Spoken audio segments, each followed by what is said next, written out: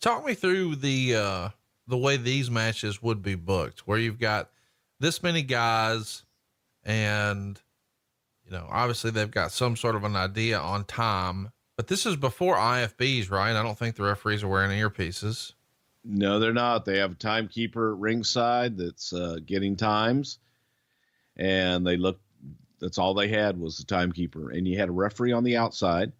So the referee on the outside could actually walk over, get the time, and let everybody know without that delay of any kind. So it was pretty easy at that point. But there were rules. There were no saves in a lot of these early matches, which is, you're in a tag team match, and the first thing that most guys do on a cover is they want to come in for the save. Sure. And so we had a rule, no saves. I think we had that by the Survivor Series. Yeah. So the baby faces didn't come in, but it was to try and keep the matches clean and not a hodgepodge, because otherwise every friggin' finish is going to be a save, and it's just going to be the same shit over and over and over again. Still going to be the same shit over and over and over again, because you got teams of 5 strive to survive. Ron Bass is just whipping the crap out of Sam Houston right now. That's cowboy on cowboy violence. So, the only thing that's probably discussed in the back at this point in 88 is who's beating who and in what order. That's it. You guys don't really care about finishes for a match like this, right? I mean, maybe the last one, but we probably went over the finishes. Yeah. Just to protect certain guys and know what they were doing so that nothing was being repeated. But it wasn't all this stuff, man. We left the matches up to the guys to go out and perform and do what they needed to do to hold the audience. But they had the finishes, and that was about it. We would watch, we would watch, figure out what the hell they were going to do, just like everybody else. What did Valentine and Honky think of Ultimate Warrior? Couldn't stand him. Especially Honky, and Honky had to work a program with him, and Honky did as little as he possibly could because it just hurt.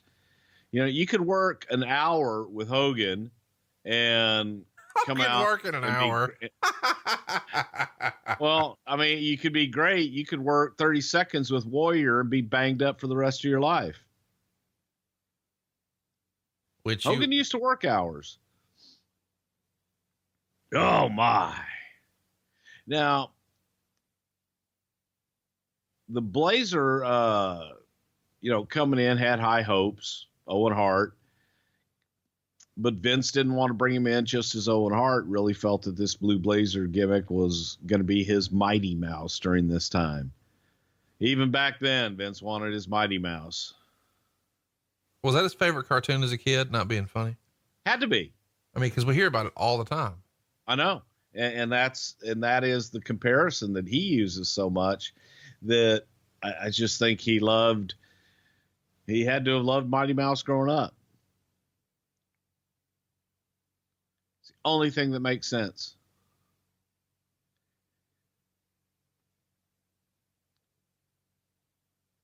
And you forget because you go back and look at, I guess, people that they think of what the last thing they saw. But God, Greg Valentine was a working son of a bitch, man. And a mean one, but he could bump and he could go. And now he's using that illegal shin guard. Put that figure 4 on Owen Hart. Notice he turns it around illegally. I don't know what's illegal about it, but tell you what happened with you see the shin guard Valentine has? Yeah. Okay. Well, he started wearing it and it was like a soccer shin guard or a motorcycle type shin guard. It would ride up right underneath his kneecap. And Greg comes in one day and says, yeah, man, I got a problem. I'm not going to be able to do this gimmick anymore. I was like, well, what's the problem? I mean, why can't you do the gimmick? Showed us his knee, and his knee was about 3 times its normal size. And what had happened is, because of the way that he was wearing the shin guard, it was pushing up on the knee and just moved everything. Oh. So it was ugly. It was bad. So Greg lost the shin guard after that and went back to just being, I broke Wahoo's leg.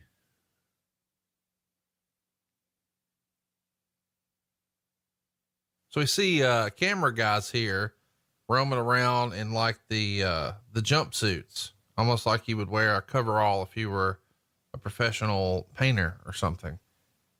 Why was that the look of the day, and why did you guys move away from it? Well, it was to let them blend in so that they wouldn't stand out. If you got a bunch of guys that are all around the ring, some guys are wearing shorts and some, on a Bart Simpson t-shirt, other guys wearing other shit. It was a uniform, and it was a way to just kind of make them indiscreet, let them blend into the crowd a lot better, and you don't see them as much. We never liked to see our cameramans. We tried to be very conscious about handheld cameras shooting other handheld cameras, and just were very, very conscious as far as the direction of the cameras. So we wanted them to blend in and not be seen. So the Torch would have Wade Keller review this match, and he says, overall, it was a really good match, but having the Blazer submit is beyond logic in my book. They didn't have to bury him like they did. The match lasted 20 minutes. What are you thinking of this match so far? I mean, the match is good. It's just a lot of it. And that's what we found out, especially after this pay-per-view, after this Survivor Series.